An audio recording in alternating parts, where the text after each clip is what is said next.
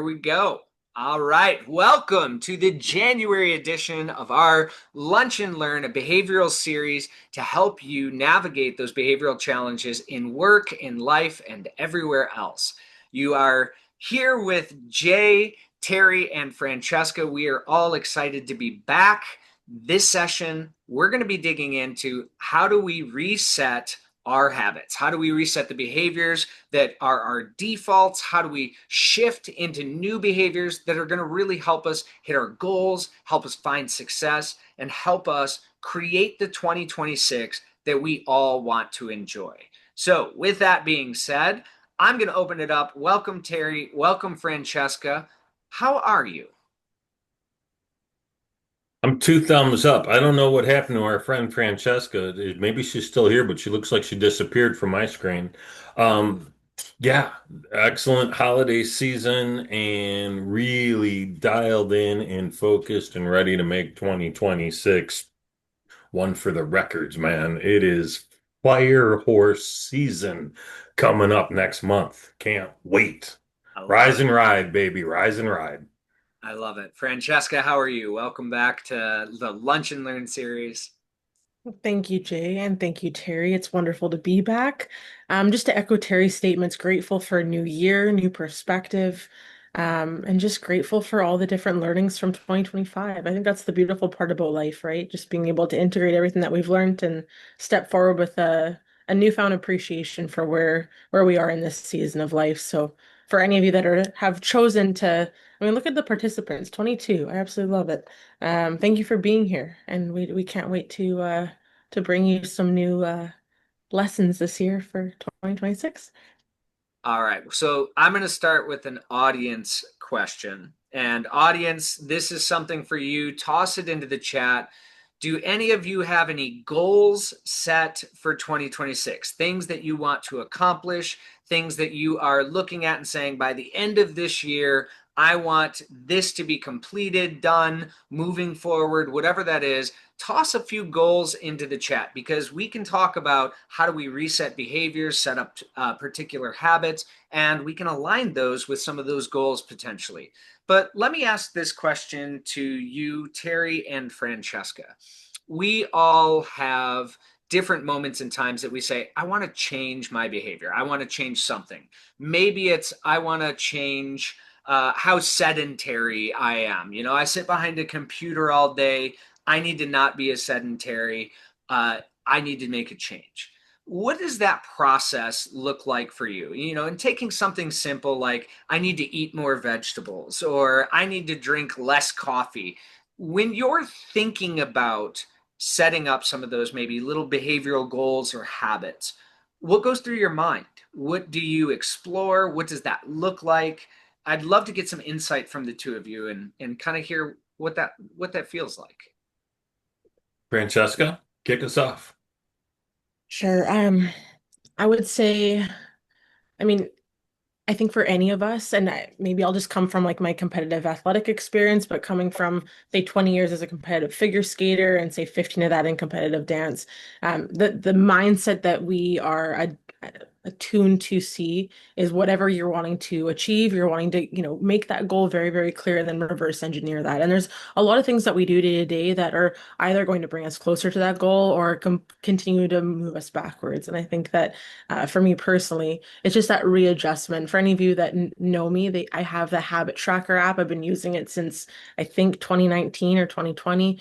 And every so often I readjust those habits because there's certain things that are still serving me and there's certain things that are just kind of keeping me stagnant. So the more that I'm able to be very clear on where I'm going, that's how I'm able to reverse engineer what I'm doing every day and the habits that I'm attuned to, whether or not it's bringing me closer or farther away. And I think that especially going into this year, I've become very clear that I can't just live in the moment and be present for today.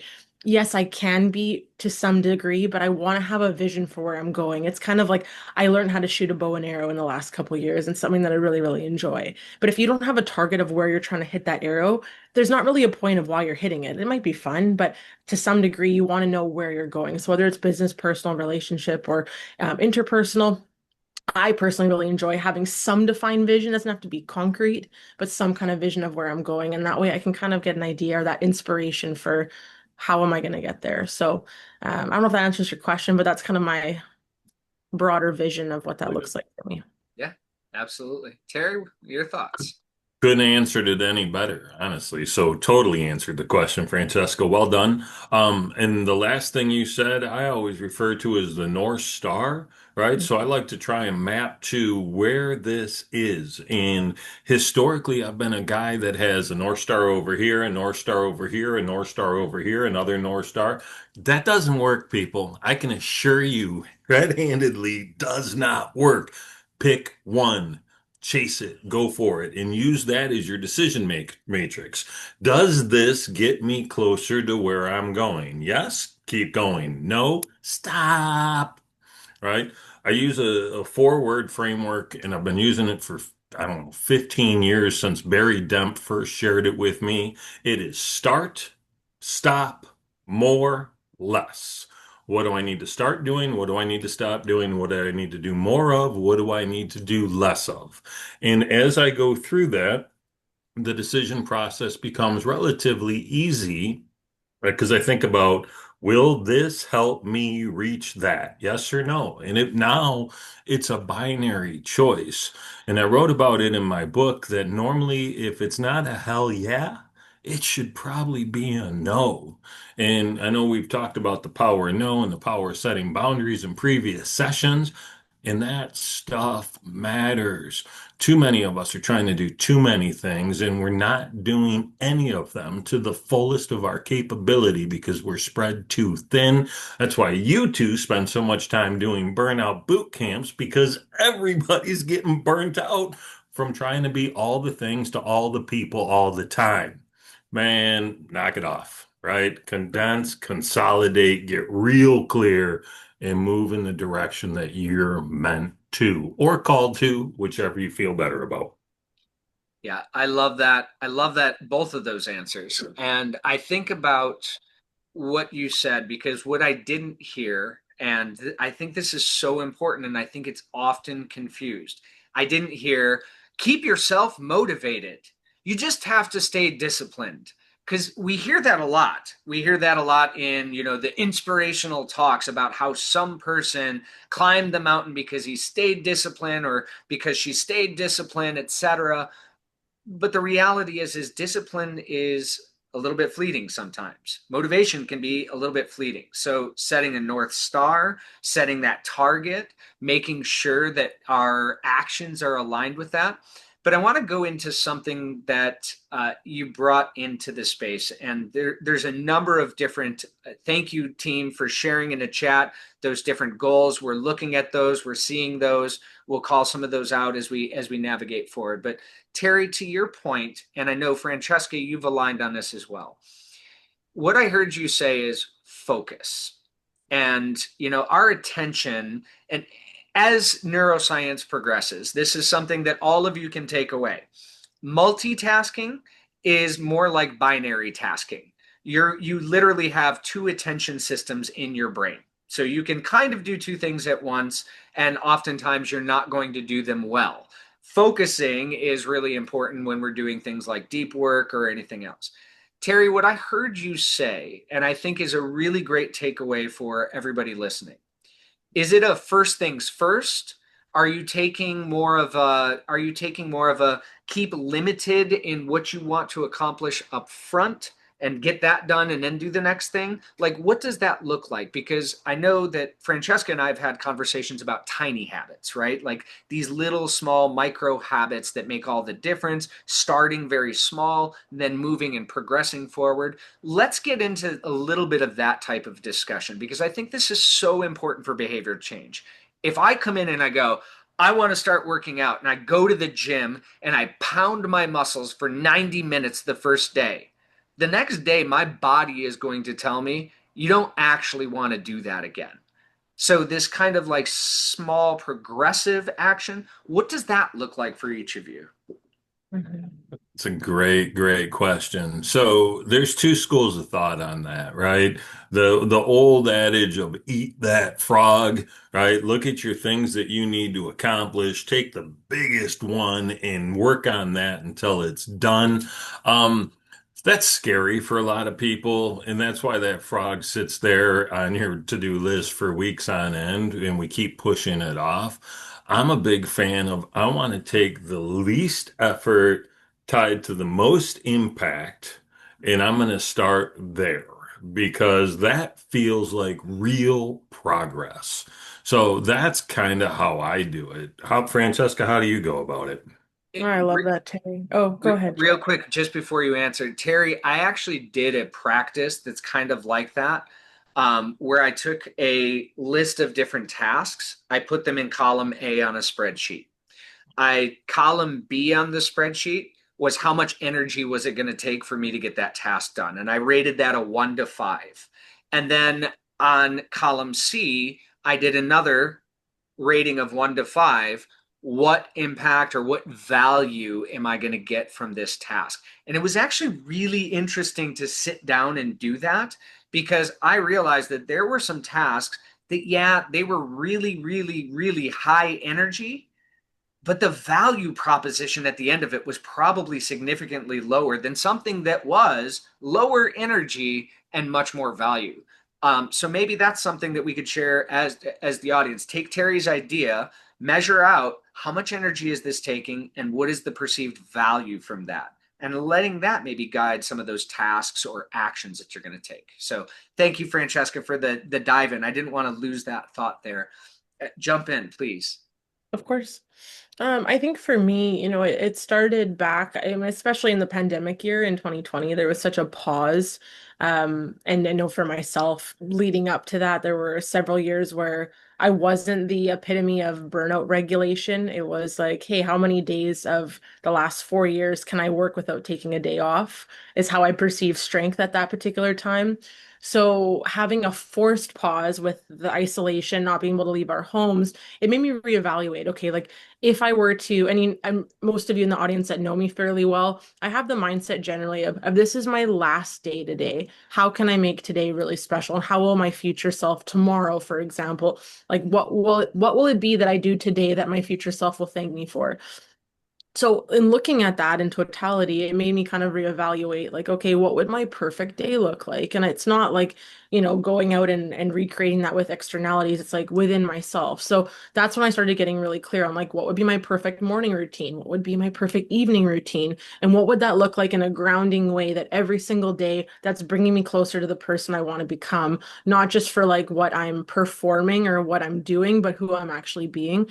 And for myself, growing up, very much having my identity tied to what I do versus who I am, that kind of was like a reshift there or like a recalibration. So, on my habit share app, there's certain things like, and they're micro habits, just like Jay and Terry were saying. So, whether it's getting up and drinking like lemon water or, like reevaluating, like checking like your bank account and like, because whatever you check up on, like it eventually, like that's where your attention and energy goes. So, checking on that, setting my intentions for the day, writing down what I'm grateful for and like what it is that I'm wanting to accomplish that day, little grounding pieces. When you look at them in like the little small scale, of course, they're not anything astronomical that's going to make someone's life, like life changing. However, compounded over time, they really do make an impact. Or like my evening daily gratitude practice every single night, like without a beat, that does not get missed. So I would say that even though those don't seem astronomical, they have made a huge impact on my life. And even though some will shift and change over time in terms of habits, there's some that just remain the same. So that way, every day I'm waking up with the same grounding nature in the morning and the evening. So that would be kind of my take on that and how I recalibrate as I need to. They're not perfect. And I think that's the thing that we definitely want to advocate for today. And the three of us are not necessarily perfect at this. We're always growing and evolving in that process. But I think it's that awareness of, okay, what is it that I'm doing every day right now? Even though it might have worked 3 years ago, it's not doing anything for me today. So it's just that, I don't know what you guys feel about that, or Jay, if you have the baton passed back to you, but what are your thoughts on that daily momentum? Yeah, I agree with you. wholeheartedly on that one. And that's actually something for this year. What I'm really trying to focus on is my energy. And like, what does that energy get used for? And what energy am I bringing into a space? So even if it's something small, even if it's like I've started a yoga practice, like I'm doing yoga every single day because I sit in a chair a lot. I'm behind a computer a lot. Now, I do exercise. I go out and I have my what I call Viking physical training, where it's like actual weightlifting or anything else. I do that maybe 4 times a week. But this yoga practice is an everyday energy booster. And it's not long, it takes 10 minutes, 15 minutes. And it's something that I know that when I'm starting my day, I'm bringing a better energy into that day. I'm finding myself in a more like mentally clear space. I'm finding myself in a more just like kind of limber space, just a little bit looser, which is really, really nice. So I think those small things, even if they're 1 minute long, 2 minutes of meditation, 2 minutes. Who cannot, if you cannot find 2 minutes in a day, I will shadow you personally and I will find where you're wasting 2 minutes that could be invested into something like 2 minutes of meditation or breath work. So I agree with you. I think it is much, it's really important that we look at some of those different micro behaviors and how they contribute to our energy and what energy that gives us to be able to do some of these larger tasks. Because I see some great goals in this. I see some great goals in the chat, and we're gonna definitely gonna dig into those just a little bit. Terry, did you have something? The line is, if you can't find 2 minutes to meditate, you'd better take an hour to meditate. I that's that might be the line of the year so far, Terry. I love that. That Right? I mean, like, listen, people, we need to get recentered. Everything needs to become, instead of external in, we need to be internal out. Right. And so when you talk about that yoga practice, Jay, and for those of us who are like, whew, that's lofty, I started a stretching practice. Just it might as well call it yoga, but I'm not oming and I'm not sitting in a lotus position, but it's that whole getting centered on just being. And it's such an important reset for us mentally, physically, emotionally. And so we can show up with presence. And that is what people are seeking now more than ever is not mine, not Jay's, not Francesca's, but your presence. And in order to get there, you need to be increasing your level of clarity as to who you are. So I'm super for anything, meditation, reflection, journaling, yoga, stretching, call it whatever you need to do, but take Yeah. that time. can I? I'm going to tell you a secret, Terry. Okay. I've never been the most flexible person. I was a hockey player. The best flexibility I had was when I was doing mixed martial arts. How I got started into yoga, a Amazon Prime free 15-minute yoga for seniors. And I know I'm not a senior, but it was one of those things where I'm like, that's probably about my speed. So Yes. it was something that at least got me started. I've graduated from that. I'm now doing a little bit more intense, but so let's call out some of these different goals and habits, and we're going to align some of this with some behavioral elements as well. I see things from career change, being more timely. I really love Carolyn's concept of a bias to action.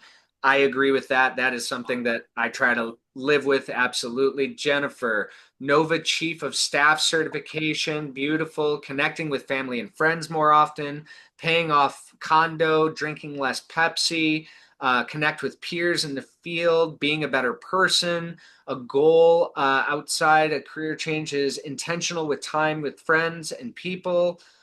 Gym every day at lunchtime. I'm just kind of calling these out so that way they're in our brains. We know what we're going to be talking about, thinking about, because I've already got 100 things that I want to share on this, and I'm sure you all do too. Sharpening emotional intelligence or skill. Beautiful. All right, these are fantastic. So let's talk a little bit about the elements. And Francesca, you always do such a beautiful job giving a brief discussion because I know some people maybe are unfamiliar. Can you give us a quick reminder of the four drives and just, the little aspects that how they show up? It doesn't have to be about habits, but just kind of the primer. Absolutely, Jay. Happy to. So for those of you that happen to be new on this call, or perhaps you're just rejoining us after a while, diving into the behavior element. So again, this is not about personality. Of course, doctors say that by about 6 or 7 years old, your personality is fairly concreted into that coloring book that we're gonna draw into for the rest of our lives. However, with this is more about neuroplasticity, growth, change, and evolving when it comes to behavior. So with the four drives. And as Jay always talks about, this is based on the study of two scientists from Harvard University. But the four drives. So we've got the drive to bond. So that's all about connection. The drive to learn. So that's water with the drive to bond. The air is the drive to learn. We've got fire with the drive to acquire, and then we've got earth with the drive to defend. So as we dive into, and thank you, Jay, for putting that right into the chat, as we dive into each of the elements, we're going to see these show up a little bit differently when it comes to habit structure, and just how our vision and how our mind kind of associates the things that we do and the things that are important. So for me, for example, even though I do lead with higher fire than water, a lot of my habits tend to have that water influence on the fire. For example, something as simple as, like Terry was talking about, something as simple as, it doesn't have to be yoga per se, but like last night, I put on my little electronic LED candles, and I kind of light the room like that. So that way I kind of set the scene. I'll do my stretching, my like journaling, and just like my meditation. And what that's doing, even though it's not technically associated with connection as a high drive to bond, but what that's doing for me is it's recalibrating my nervous system because I take on a lot of people's emotions. I'm fairly empathetic. And because that's such a strong innate sense in me, by me recalibrating and having that time to myself, even though it kind of seems counterintuitive to the drive, that's going to allow me tomorrow or today to be able to show up for the people around me because I give so much to them and I take on a lot of their emotion. So that would be kind of how we kind of associate that. Whereas someone like Jay with a really high drive to acquire, even though I have the same driving element, his is going to be about winning and how can we get to these goals? That's more of the focus. So a lot of his habits and structure is going to be based on how can I increase my productivity and how can I increase my drive to be able to achieve those goals. And for Terry, someone with a high drive to learn, he like he even said, he's like, I might have 70 different North Stars because he's such a great brainstormer and he's got so many amazing ideas. His habits might recalibrate him so that he's like, okay, Terry, I know that I've got 70 amazing ideas, but how do I focus on maybe the two most important ones right now so I stay structured? And someone like a high earth, Julie is actually in the group right now. She's at the gym right now. Someone like her really likes predictability, stability, and that consistent movement ahead with more of that structure than a lot of us on the unstructured side would like. So for someone like her, it looks like she's actually at the gym right now. So she's created a structure that every day at the same time, maybe for us on the unstructured side, we might not want to do our habits at the same time every day, but someone more on that structured side of the wheel is going to want to know, okay, when am I doing this every day? How is this bringing me closer towards that structure and that stability and that safety that I want? So hopefully that kind of gives a better interpretation, Jay. And Julie says hashtag represent Earth. I love it. Francesca, you mentioned something, and I'm going to kick this over to Terry because I thought you brought up something that I find to be really powerful and really important. It's something that I do as well. I'll share a little bit, but I'm going to ask Terry first. So I'm targeting you on this one, Terry. Francesca talked about setting up her environment. She had set the candles, she had created space, she had essentially created the conditions for what energy she wants to have or what she's going to put into that space. And I think that's so important that we think about our environment when we're thinking about behavior change. What does that look like for you, Terry? Is there something you do to kind of create the environment for thinking about things or shifting those? How do you set up your space in order to kind of, succeed? Love that question. And honestly, the only real change I make to my environment is auditory, right? I will change the soundtrack to what's playing in the background. So I'm very intentional about binaural beats or frequency sounds that are calming, and I try and match the mood. I actually have a playlist on Spotify called Get Your Freak On, and it's FREQ. And so it starts with low level, like clearing the clutter, and moves all the way up into a theta state where it's just like rapid fire stuff, not the music, but how I'm behaving at the time. And I use that when I'm journaling, I'll use that when I'm stretching, I'll use that in meditation. But, as far as the lighting or the room or the candles, I'm not, I go between being the guy that notices absolutely everything if I'm in observational mode to can walk by the same shit on the stairs 3 days in a row like it doesn't even exist, right? So it depends on what I'm really dialed into in that moment. I'm very situational. Mhm. So, before you go on, because I don't know if the audience would have heard everybody in the audience, because I think it's an interesting concept, binaural beats, and the frequencies and everything else like that. So I'm putting just the concept in there. Can you talk just a little bit about that? Everything from, and you may have heard it under different frameworks. You may have heard of white noise or green noise or even brown noise. You may know the difference of hertz and frequencies and waves and patterns, etc. Terry, can you talk just a little bit about binaural beats so that way there's some clarity? Because I actually downloaded a sleeping app that does a number of different binaural beats. Happy to share that in the chat, but it is something that has actually helped me, get more restful sleep in different cases. But go ahead with that. Yeah, I appreciate that. So the reality is, and we're just now realizing a truth that we knew forever ago that we've been blocked from, intentionally, by the way, and I'm not going to get into the conspiracy theories and the reasons behind it, but everything operates on a frequency. If you pay any attention to Nikola Tesla, he will tell you that 369 is the most important frequency there is, in that the universe dials in frequency. It's mathematics at its finest. Music has different frequencies as well. And when I say conspiracy theory, they retuned music to keep us off of our game, right? Everything's standardized at 440 hertz. Now but what we really need to dial into is more like 428. It's pretty wild to actually go and study. Um, so the idea that there are four different primary brain waves, right? Alpha, beta, theta, and gamma, and I might have got it's alpha, beta, gamma, theta.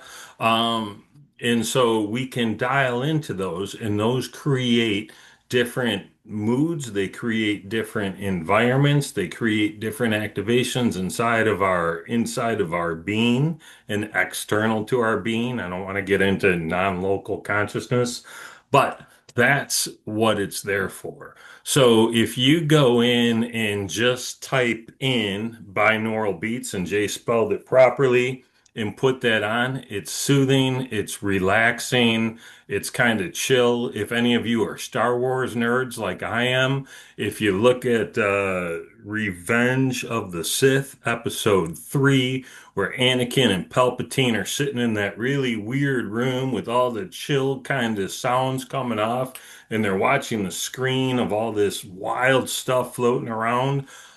That's exactly what it is. Any Star Wars nerds, or did I just out myself? No, you didn't out yourself. I'm with you. I knew exactly where you were going with it before you even said the episode. So, That's no, awesome.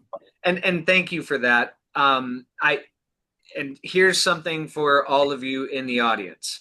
This is not like woo woo, this is actually really well documented in the annals of neuroscience. Our brain does react to different hertz and different things, and we can activate different neuronal systems. I've been doing a little bit of research into this space, and this is very well documented across literature and repeatable studies. So this is hard science. This is not just like oh, go listen to Rain and it's going to make you feel better. I love that, by the way, Ronald, because yeah, I do love thunderstorms and things like that.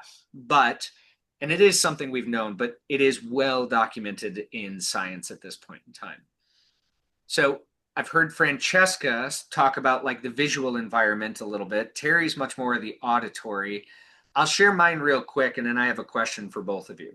Mine's more structural. When I design an environment, if I'm looking to create behavioral change, I need the structural capacity for that behavioral change. Meaning, I heard somebody say they wanted to drink more water. Okay. For me, I have been drinking a ton more water. I used to not drink hardly any water, but now I'm probably drinking somewhere around 60 to 90 ounces a day, which, if anybody on here knows me, that is like a 60 to 90, 100% increase over the amount of water. How have I shifted that? By making it exceptionally easy and accessible. I have a bottle by the bed. I have a bottle by the coffee maker. I have a bottle here. And I have those set up in advance so I don't have to think about it. I go out, I put my electrolytes into the first one. The second one, I pour the athletic greens into. And the third one, I wake up right away, or if I'm thirsty in the middle of the night or something like that, it is available. So that's what I mean by structural design. The other thing, like for example, I want to drink less Pepsi. Okay. The structural design on that is moving it out of the refrigerator. When you have high discipline, you move that and you make it harder to get to. You add friction. So, this is the concept of structural design for behavioral change. Things that you don't want to do, add more friction to it, make it harder to do those things. Things that you do want to do, you want to exercise more. Well, I've got an exercise setup that's right outside. I can go out there. But let me tell you, on those 18-degree days, my brain starts telling me, do I really want to go out there? Am I going to stay out there for 45 minutes? Probably not. So making it easy, having a yoga mat right here, accessible inside, having a couple of weights inside that if I don't choose to go out there, I can reduce the friction and still get the habit done. So these are some structural ways that help me achieve, and Francesca, you had mentioned something from the goal side of things for me. I think for me, it's not even just about the goals, it's for mastery. For me, it's like I want to reach that next level of excellence, whatever that is. And I think that that's really kind of behind that piece. So let me ask, this is related to the question that I want to dig for you all. When you find yourself in the middle of a behavior change, because we've all done this, you're in the middle of a behavior change. There's an entire sequence about how our brain actually manages it. First is like the pre-consciousness. We know that there's something wrong, but we're not exactly sure. Then there's the consciousness of it. Okay, we want to change something. Then there is the preparation phase. We get ready for change. We do things. Maybe we set up our environment. Maybe we do this.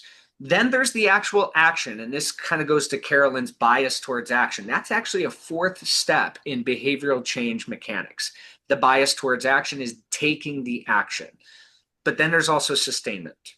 We all seen, you know it, we know it. We've seen resolutions come and go. We've seen things happen. What does that look like for you? How do you, I don't want to say stay motivated because it's not about motivation, but how do you get back on track? Do you restart? Do you reset your brain? What does that look like when a behavior shift or a habit shift starts to go off the rails? How do you recorrect? How do you reorient? I'd love to hear what you have to say, and I'm happy to share my perspective on this one as well, because I think it's really important. We all slip sometimes. Terry, why don't you start? I think it's important to recognize that the root of the word decide, right? Decision literally means to cut off, right? Once you make a decision, you really are cutting off other options. So if you decide to build a new habit, if you decide to quit a bad habit, you need to work on cutting off the other options. And so for me, the phrase that I use frequently is start today, start again tomorrow. At the end of this, I'm going to tell you about a practice that I've been doing since the beginning of the year. And I will tell you that Sunday night, I did not do the practice. I blew it off. But frankly, I didn't even think about it. I completely forgot about it. But I've had a routine where I do this thing 3 times a day. I didn't do my Sunday night. And I woke up and said, "Oh my God, I didn't do it." And then I was like, "Hey, you know what? You were bound to screw that up at one point. And so, great, you didn't do it. So what? Now you get to start again tomorrow. Keep going." That's my answer. Mhm. Love I it. love that, Terry. Jay, do you want to go next or do you want me to go Go follow ahead. suit? Yeah, go ahead. Um, and Terry, I just want to echo and say thank you for sharing that because I think it was even Julie in the chat, if I recall, she said something about like wanting to go to the gym every day, but there was one day that she missed and she was like, I'm not gonna beat myself up over it. I'm here now while on this call. I think that the second that we think to ourselves that we're going to do a habit and we're never going to falter on it, we're just setting ourselves up for failure. I mean, gosh, if I, as a competitive figure skater, if I got to the point where I recognized I was never going to fall, and I was never going to mess up a jump or a spin or whatever, like there's no point doing the sport. I had to fall 60,000 times to get a double axle perfectly like spot on, but it's just, and you know what, those didn't come all that often. Often the falls were what I more so remember, and the bruises and everything like that. But I think when it comes to habit stacking or habit creating, just the concept of like we're not doing these things every day to create perfection. We're doing them to, and that's one thing I wanted to say. I think that a lot of our call today has been kind of intellectualizing, like, okay, what are the habits that we're wanting to achieve? But I think even beyond that, it's like more who's the person that we're wanting to become. Because a lot of these habits have nothing to do with like I couldn't care tomorrow to be like if I died tomorrow, they're not going to put on my tombstone. She checked off this habit 98% of the time. Nobody cares. However, what is the type of person that I'm stepping into in that room? Am I making that room a better place? Am I being a supportive person, partner, friend, collaborator? Like what kind of human being am I being? And I think like Terry was saying, a lot of these habits that we're creating, it's more so setting us up for some kind of energy, so that way the next day we have more of that stabilization to be able to give more, and receive and so forth. So I would say when I do find that something is kind of going off kilter, it's not that I wake up and go, oh my gosh, I realized in the last month I didn't do my drinking this amount of water 4 times in the last month. That's not what I think about. What I'm more so I'm starting to recognize is, and this was a huge wake up call for me last year. It was nervous system dysregulation. That's not my default of having those type of feelings or having that nervous system be so off kilter. That was my wake up call to, okay, if I am going to be the person that I know myself to be, and I want that to be consistent 99.9% of the time, what is it that I'm doing that I need to adjust or remove or take away, whatever that may look like, so that way I can show up as a regulated Francesca. And I'm sure a lot of you in the audience are like, oh my gosh, yeah, I went through a really tough season during whatever the creator or the cause may be. And I always want to take the personal ownership that we are the creators of whatever happens in our life, because either we're allowing it or we're creating a boundary for it. So once I was able to recognize that, everything that I'm doing in my day-to-day practice now is really making sure that it's creating the type of human I want to become. All of this is just a bonus. I mean, like Jade says, if whether or not he drinks that bottle of water by his bedside, that's not making him a better person. It's helping him to become a more hydrated person, of course.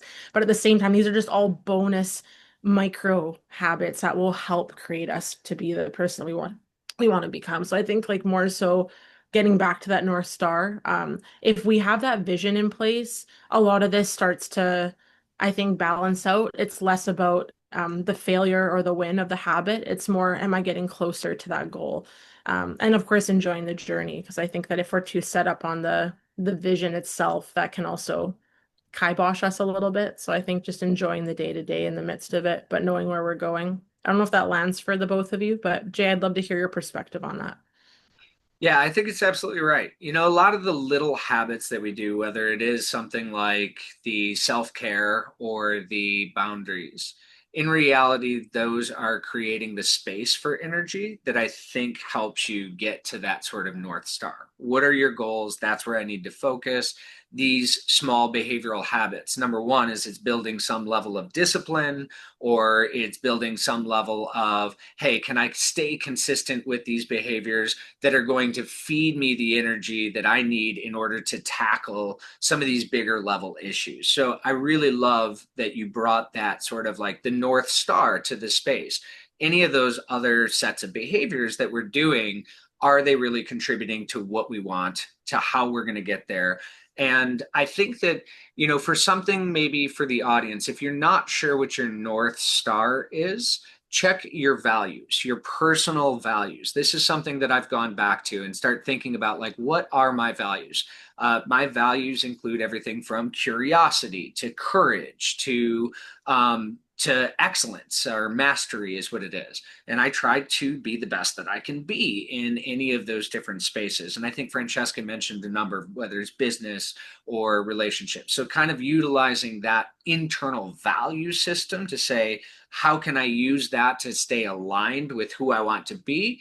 And bringing in some of those behavioral aspects, those habits, to help us to get to that space. I think that that's a really winning combination. So I love what both of you have said on that concept. For me, and I'm going to go back and agree a little bit with what Terry said, is actually both of you said this. We're going to slip. There's going to be those moments where the gym just feels too far away today, that we didn't get on our walking bike, that maybe we didn't get ourselves to bed by 11:30. Just remember that it is one of those things where when you start feeling guilt because you haven't done something, guilt can be a powerful motivator, but it can also be a powerful demotivator. So just like what Terry had said, hey, I missed it on Sunday. Tomorrow I get to start a new day. Or what Francesca had said, hey, I'm grateful, even though I missed it today, I'm going to show gratitude that I did at least do X, Y, and Z, or I shifted on this, that, or the other thing. But I think that that's a really important aspect when we're thinking about behavioral change, is to not necessarily think that you're just going to be perfect. And, Michael Jordan didn't become Michael Jordan by shooting baskets perfectly from the onset. Francesca didn't become an amazing figure skater by landing the double axel the first time that she went out there to try to accomplish it.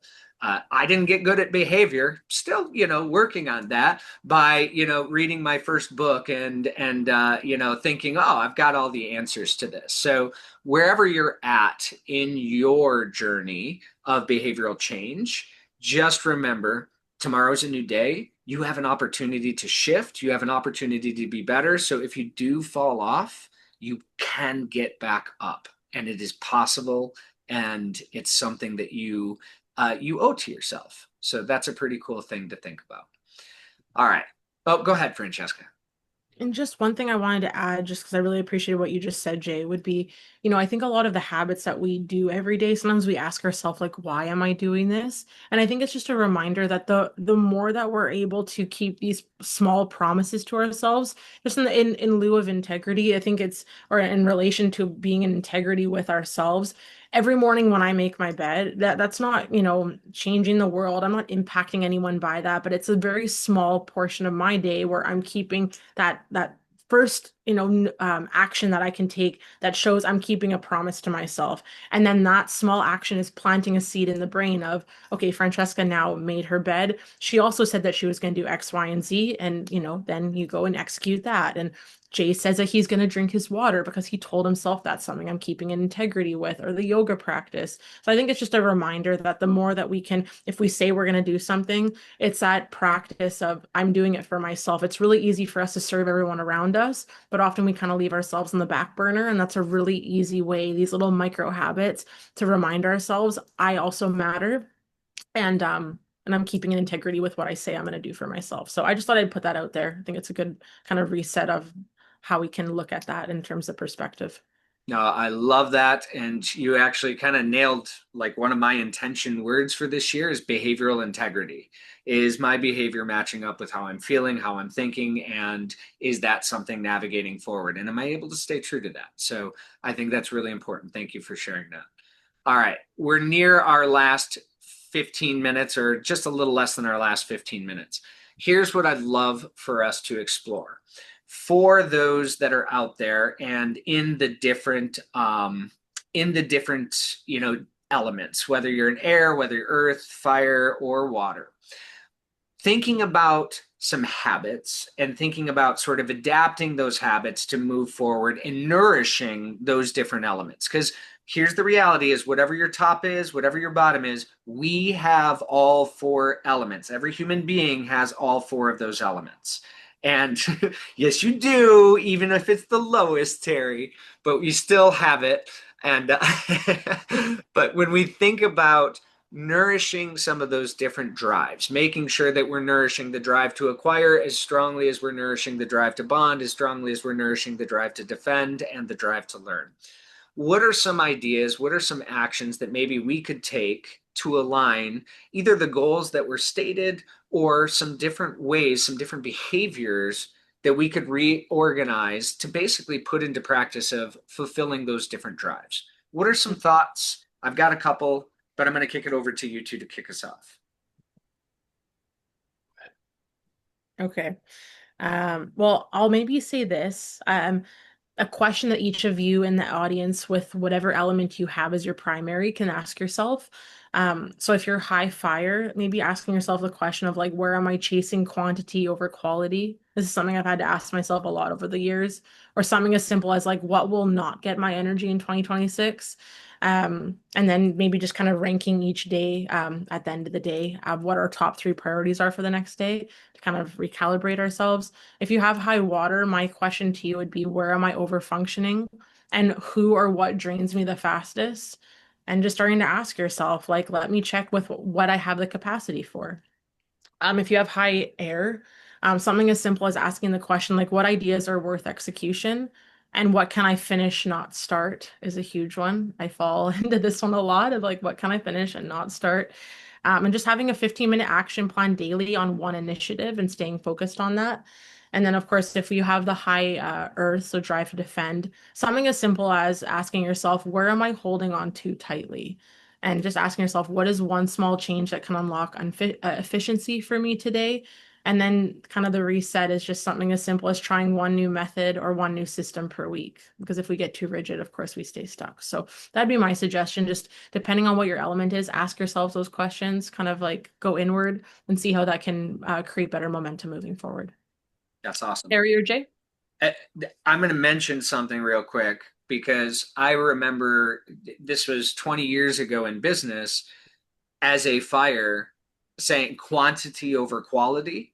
And it was anybody would be a client, any potential person could be a client. And then I started to actually, through business, learn hey, maybe it's more alignment, or hey, we need to have some shared values. Hey, we need to have shared ideas or be on the same wavelengths in order for us to move forward.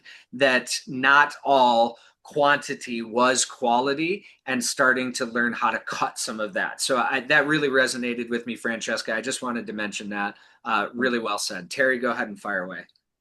For me, with the very, very low level of interest in structure and process, fluidity is super important. So I'm not a precise individual by any stretch of the imagination. So I'm like, in general, I want to do X, Y, and Z.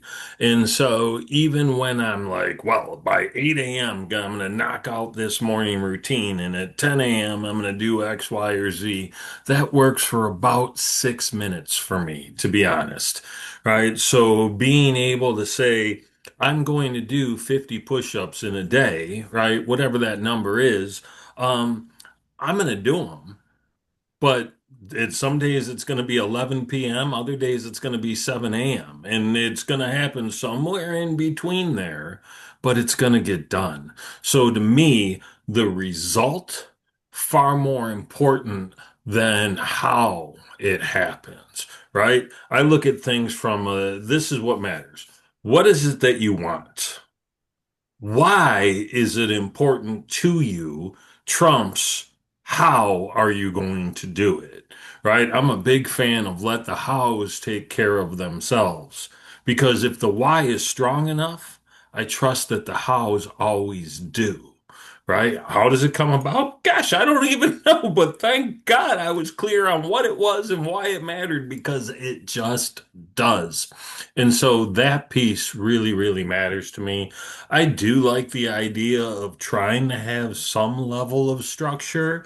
And so when Francesca was when she was speaking, I was like, leaning into the opposite of who you are elementally speaking may be a really good practice, at least to understand what the opposite would be and how they would behave.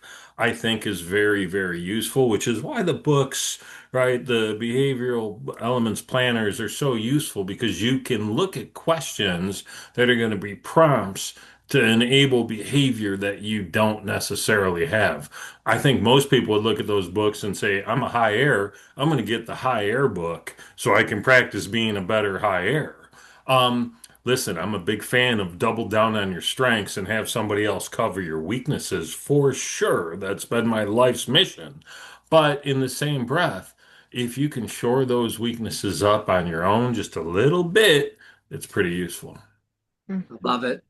I love the switch, and the thinking about it because this is I've had to develop earth skills, and Julie's on here. I'm working on it. She'll admit I'm probably a lot better at it than I was even 2 years ago, but developing those skills is so important and balancing that out because it really does require, a good team is going to fulfill all four drives. A good organization is going to fulfill all four drives. And us as individuals are going to be most successful when we can lean into behaviors, even when they're uncomfortable, even when they're scary, even when they're not necessarily our go to patterns that start with. So I really love that you brought that up. I'm going to give a couple of I'm going to give a couple of mine, and for any audience member that's a fan of Deadpool, you'll know where this one comes from. Carolyn, I'm kind of speaking towards your bias towards action. Anytime that Deadpool is about to get in, and here's my nerddom coming out, Terry. Anytime that Deadpool is about to get into combat, he says something to himself. He says maximum effort, and then he jumps right into it. And it's so fascinating because there's actually a really strong psychological science behind giving yourself a verbal cue to take action. So this is something where if you want to develop, you can use maximum effort. I don't think it's copyrighted by Disney just yet, but if you want to give yourself that verbal confirmation of act and move forward, that is a powerful thing to do to take action on your behaviors. Now, what if you want to stop a behavior? This is one that I've actually incorporated into my own habit share and my habits for this year. It is called no goes, NOGO. And it is a simple verbal statement that when I'm starting to do something or experiencing something that I'm trying to stop, I give myself the verbal out loud no go. And then I stop doing it. I literally have conditioned my brain to shift from that behavior, that maladaptive or misaligned behavior, by giving myself a no go. Now, when we understand, as Terry and Francesca have both said, what is the North Star? Where do I want to get to? That maximum effort and that no go can help guide you to stay in the lines so that way you're moving towards your more authentic self, your more behavioral integrity self, and what you want to accomplish. So those are two tactics that I like, the no-go and the maximum effort in terms of taking action on your habits.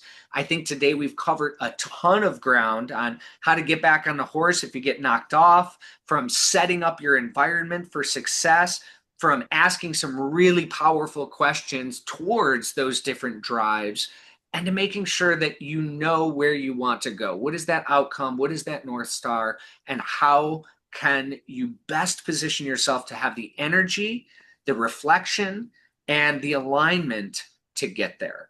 I think we've covered a ton today, team. Any final words in our last 2.5 minutes here? Terry, do you want to share? I do. I do. I mentioned 369. I mentioned a practice that I was going to tell you about at the beginning, in the middle, in the end of every day. I had created a sentence that was going to be my watchwords to create the state of being I want to live in. And I'll tell you exactly what it is. It is I am aligned, calm, and well compensated for work I enjoy. I write that exact sentence 3 times in the morning, 6 times in the afternoon, 9 times before I go to bed. And I will do that every day for at least 3 weeks so I can embody that. And I can tell you the amount of things that have shown up in my text, in my email, in the course I just launched. It is like, holy shit, this is working. So, my advice for you, because it changes the state, just like Jay was talking about maximum effort, you can do a power move like before you jump into something that changes your state of being. This exercise will change your state of being. Figure out who you want to be and envision it and write it. Write with a pen, not type. Write. It's Love powerful. that. Love that. Francesca, in less than 60 seconds. I love it. Sorry. Absolutely. No, you're If good. you're so for any of the fires in the audience, so one less project, one more pause would be my focus for you. Water, one more boundary per day if you're high air, one idea finished for every idea started, and earth, one small change every single week. And just to echo what Terry said, I wrote down a mantra for my AM mantra and my PM mantra of who the person I am and the person I'm becoming. And once I wrote that out, I have it in my habit share every day. I have to read it out loud and in the morning and at night. And it's amazing how powerful that practice is. So just proud of all of you. Keep it up and pass the baton to Jay. How about yourself? All right, final thought here. Give yourself grace. Behavior change is hard, and to stay in alignment, to stay in behavioral integrity is an ongoing practice and journey. Wherever you're at in that journey, just remember that you can be better tomorrow than you were today, and you can grow from there. So I hope that these tactics, ideas, and options really help you become who you want to be in 2026 to achieve those goals and those opportunities. And remember, start small, build, and continue to sustain that practice through some of the things that we've talked about today. We're glad that you were with us here today, friends. We look forward to seeing you in the future. Thank you for all the amazing comments in the chat. Been reading those through, and we look forward to seeing you next month when we come back together in our Behavioral Elements Lunch and Learn. Until then, be safe, be healthy, be well, and take care, everybody. Thank you, everyone. Thank you. Bye. Bye, everyone.